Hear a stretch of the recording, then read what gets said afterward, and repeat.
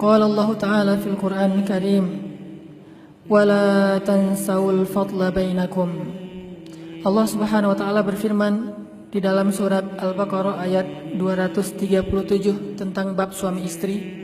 Salah satu nasihat Allah kepada kita adalah wala tansawul fadla bainakum.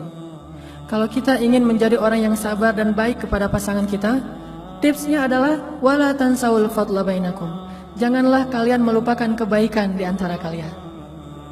Artinya, ketika kita dalam keadaan tidak nyaman, ketika kita agak merasa kecewa kepada pasangan kita, maka janganlah terlalu fokus kepada kesalahan itu. Berusahalah melihat kebaikan-kebaikannya yang jauh lebih banyak selama ini. Kalaupun kita tidak suka terhadap satu hal pada diri pasangan kita, kata Allah, فَإِنْ كَرِهْتُمُوهُنَّ فَعَسَىٰ أَنْ تَكْرَهُوا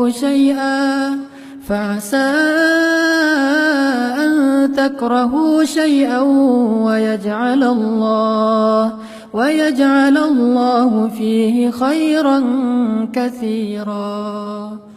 Kalau kalian tidak suka terhadap istri kalian dalam satu hal, bisa jadi yang tidak kalian sukai itu Allah jadikan padanya kebaikan yang sangat banyak. Ini Allah yang mengatakan demikian. Mungkin kita tidak suka dalam satu hal dari istri kita karena tidak ada manusia yang sempurna. Fala tuzakku anfusakum. Jangan pernah menganggap ada manusia sempurna. Karena kadang kita berpikir, oh perempuan ini ada kesalahan di sini, saya akan cari perempuan lain yang lebih sempurna. Tidak ada perempuan yang sempurna kecuali 4 orang saja. Asia istri Fir'aun, Maryam anaknya Imran, Khadijah istri Rasulullah, dan Fatimah anaknya Rasulullah SAW. Selain 4 orang ini, tidak ada yang sempurna, termasuk Aisyah. Walaupun Aisyah keistimewaannya adalah seperti garam dalam makanan, seperti bumbu dalam masakan, tetapi bukan perempuan sempurna. Begitu juga dengan pasangan kita, dia bukan perempuan sempurna. Karena kalau kita hanya melihat ketidaksempurnaannya, maka kita akan larut dalam kekecewaan dan akhirnya kita akan berputus asa dalam rumah tangga. Sehingga Allah mengatakan wala tansawul fadla bainakum. Ingat kebaikannya. Ingat hal-hal yang menyenangkan dari dia.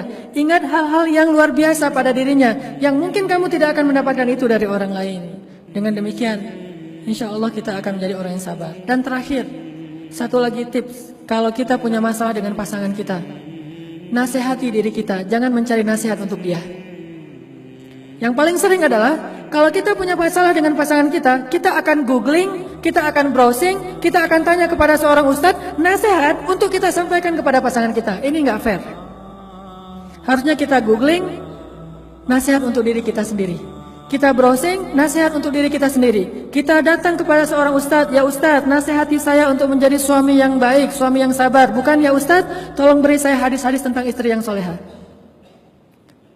Kita cari nasihat buat diri kita sendiri, bukan mencari nasihat untuk kita share, kita forward, kita broadcast kepada pasangan kita. Itu tidak akan menyelesaikan masalah. Makanya begitu ada masalah di antara kita dengan pasangan, langsung browsing hadis-hadis suami yang penyabar.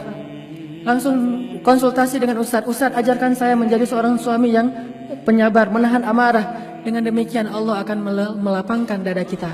Jadi minta nasihat untuk diri, bukan minta nasihat untuk orang lain. Mudah-mudahan ini akan memperbaiki hubungan kita dengan pasangan kita, karena itu salah satu di antara cikal bakal peradaban. Dengan mulai mengislah diri kita, kemudian mentakwin, membentuk usrah atau keluarga kita, maka insya Allah dari situ kita akan bisa membimbing masyarakat kita.